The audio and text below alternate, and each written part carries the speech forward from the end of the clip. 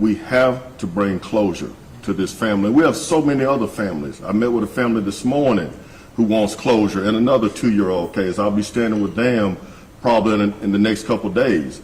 But these families deserve closure. Please help us. Let's push the message out to the community. And guess what? Our citizens in the city of Jackson are tired. They're tired. A lot of the cases that we're solving now is because the community is giving us the information that we need to hold people accountable for their actions here in the city of Jackson. So again, I want to keep this family uplifted in prayer. Let's continue to pray for them. Let's pray that we hold these individuals accountable who's putting them through this horror and terror that they've experienced the past 2 years. Thank you. All right? Thank y'all so much, okay? Thank you. God bless you, and I'll be in contact with you, all right? Thank you. Thank you. Thank you so much. Thank you so much, sir. Thank you.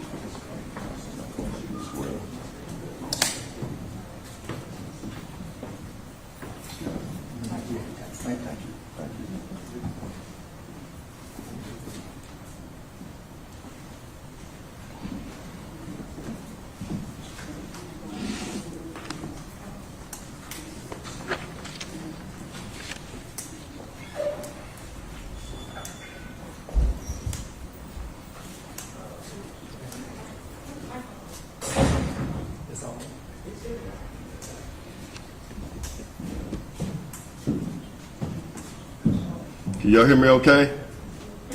Yes. Okay. I do have 2 other cases, of course, that I want to talk about. We had a homicide that occurred on June 9th at 1058 Marine Street. We had a young man, Davion Miles, 18 years of age, that was shot down during a drive-by shooting.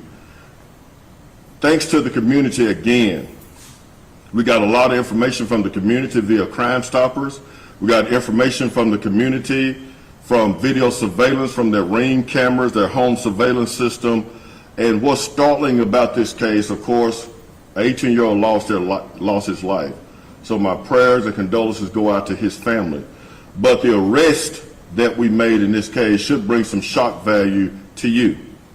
A 13-year-old black female has been charged with murder and drive-by shooting. A 14-year-old black male, a 15-year-old black male, and a 16-year-old black male have been charged with murder and drive-by shooting in that particular case. It should be startling to us all when we have a 13-year-old involved in such heinous action. We have a 14-year-old, 15 and 16-year-old being charged with murder and drive-by shooting. All these individuals played an active role in this particular case. Of course, I'm not at liberty to divulge much information because of their age, but they are being charged with these very, very serious crimes here in the city of Jackson that happened on last weekend. As you know, last weekend, not this past weekend, the weekend before, we had 3 homicides within 24 hours. The JPD investigative team and patrol team has worked very, very hard to solve those cases, and 2 of those 3 homicides have been solved, and we feel we have some very good information to solve that 3rd one as well. Any questions about the Marine Street homicide? All right, to give you an update on the very heinous act that happened and transpired here in the city of Jackson on last Thursday. Of course, you know now the FBI is taking the lead in the case because these kids were transported across state lines. We should know soon what federal charges they will be facing, but on the state level, the Jackson Police Department have charged both of these individuals with capital murder and sexual battery. Capital murder and sexual battery. They are facing additional charges in Tangipahoa. They are facing federal charges, and we're not ruling out additional charges on the state level here in the city of Jackson and the state of Mississippi as well. I want to commend the many law enforcement agencies that have been working with us in this particular case, and what makes this so significant. We started working this crime scene on Thursday. We did not finish processing that crime scene till Saturday afternoon. We held that crime scene for 3 days processing that crime scene. I want to thank Jackson FBI for their amazing work on this case, the U.S. Marshals, Mississippi Attorney General's office. I was on the phone with them today. Department of Public Safety, I've been on the phone with Commissioner Tyndall. Really, the overwhelming support we've had from DPS. Capitol Police, NBI is doing an amazing job. I was on the phone with them today, 2 captains from NBI, Heinous County Sheriff's Department, Rankin County Sheriff's Department, Byron Police Department. It's been a huge collaborative effort, and also, of course, our Heinous County District Attorney's Office. I cannot elaborate on what federal charges.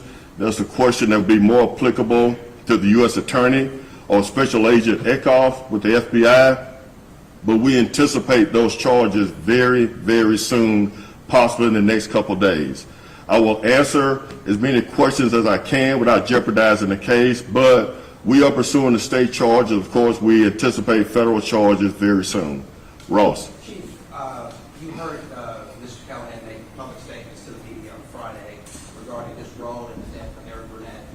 What statements has he made to police investigators regarding his role in the death of the young girl? I cannot divulge his entire interview. I do not want to state what he said, but it was pretty consistent with what he said to you guys. He's not denying anything. He has implicated the young lady that we charged as well. We feel we have a very strong case as we move forward against both of them in this particular matter, but he was interviewed by the FBI. They may be able to talk to you more about that. We were present. We did observe the interview. And again, I want to thank all of the agencies that participated. I've said it from day one, their resources and relationships and their power and partnerships. And this showed collaborative, collective effort as we move forward in this investigation. Has he said how he killed the girl and why? We're waiting on the forensic pathologist, the medical examiner. I would assume, and this is clearly an assumption, that she possibly died from asphyxiation or suffocation, but we will have to wait on the medical examiner before we release that information. I did not see any gunshot wounds or anything like that, so it appeared possibly suffocation, but there's yet to be determined. Chief, there were comments about cages that's raised questions, obviously, about human trafficking. Any additional information suggesting one way or the other whether or not trafficking was a part of this case? It's still an ongoing investigation. We normally don't take 3 days to process a scene. I observed small cages myself, these small wiring enclosures, and there were other things that led us to believe that it was possible a location that human trafficking could happen or transpire. We contacted Heinous County. We contacted Mississippi Bureau of Investigation, their human trafficking division. They came out, they processed the scene. We don't have any state charges yet in reference to that. There may be some additional charges as I speak with NBI and our federal partners as we move forward, but that crime scene was worked very thoroughly.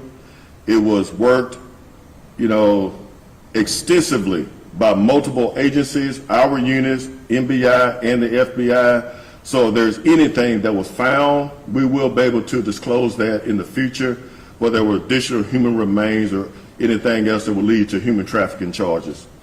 So, Chief, what about 6-year-old Gabby Burnett, knowing the type of injury that she has? My understanding is she's still recovering. I do not want to deep dive into her situation right now because the grandparents, my understanding, were en route or have arrived here in Jackson to see about her or take custody of her. But we do know, so sadly that the 4-year-old did not survive her injuries. Chief, is the death penalty being sought in this? And also, has the talks of extradition been thrown out there?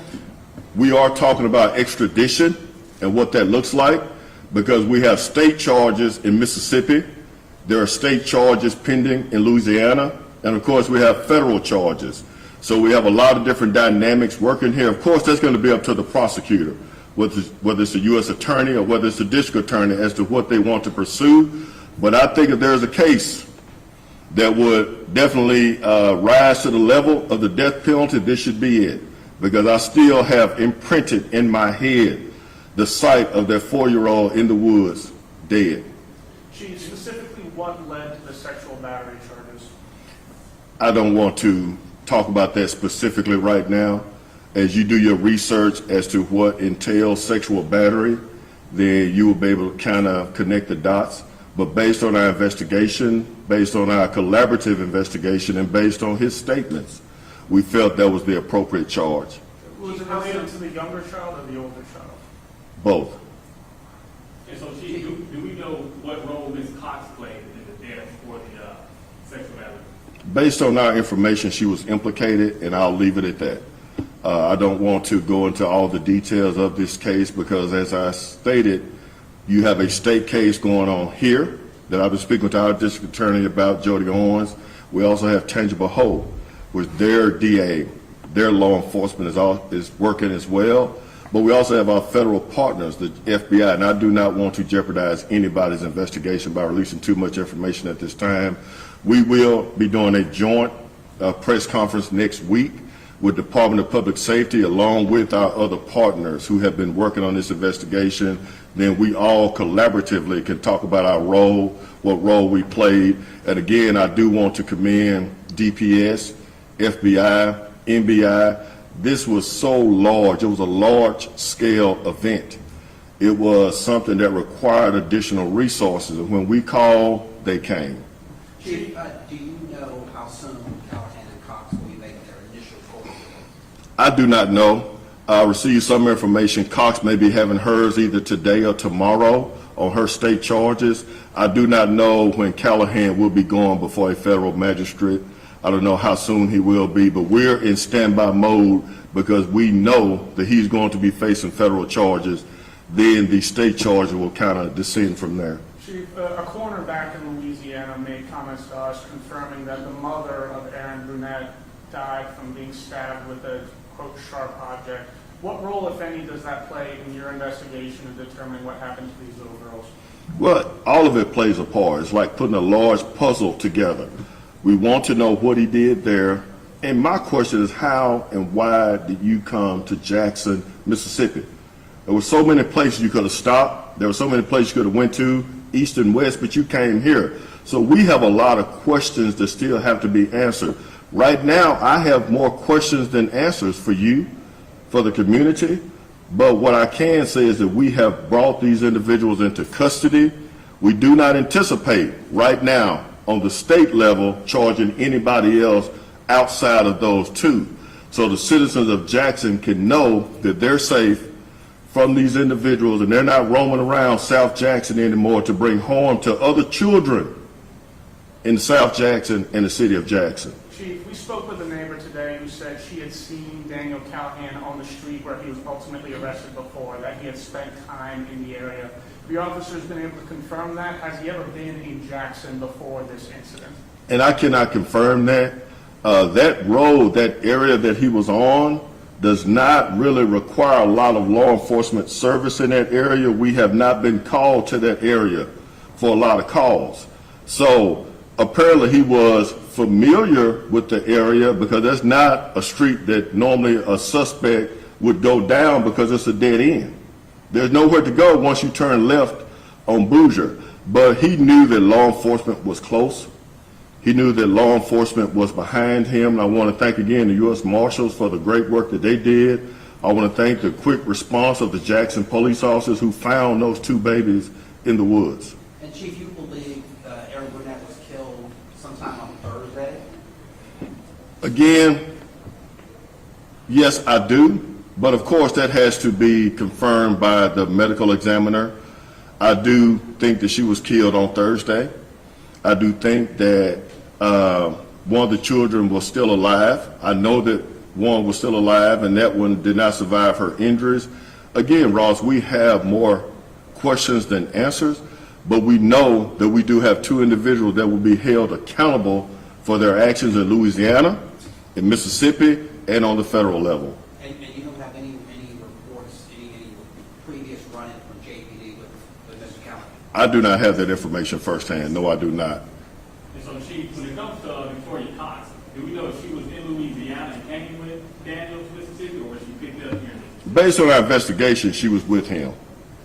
She was with him. And again, I really want to put a peg right there because I do not want to jeopardize the case.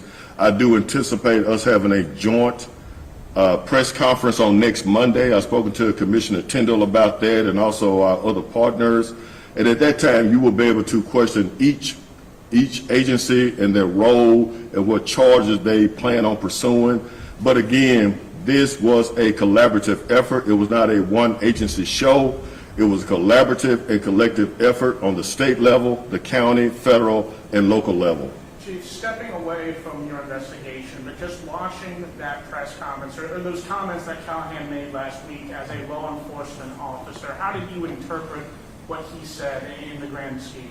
Well, I interpret that he's a bad actor and that the city of Jackson, Louisiana, and the whole Gulf South region is a better place because those two are behind bars. Because a threat to those two young, beautiful children is a threat to all children. That could happen to anyone's child, what they did to those children. So to hold them accountable for their actions is our #1 priority. And it's very hurtful as a police chief and as a father to see that done to those beautiful children. Okay, one more Do we question. have a motive at this time for these crimes that were committed? I don't have a motive except that he's a bad actor, he's a bad guy, he's a bad person, she's a bad person, and I guess that's the motive. They're bad people doing bad things. All right? As the motive moves, as the case moves forward, we may have a more additional information, but it's very heinous and horrific and sickening what they did last week. Thank you. Thank you. Thank you, guys. All right. Thank y'all so much, okay?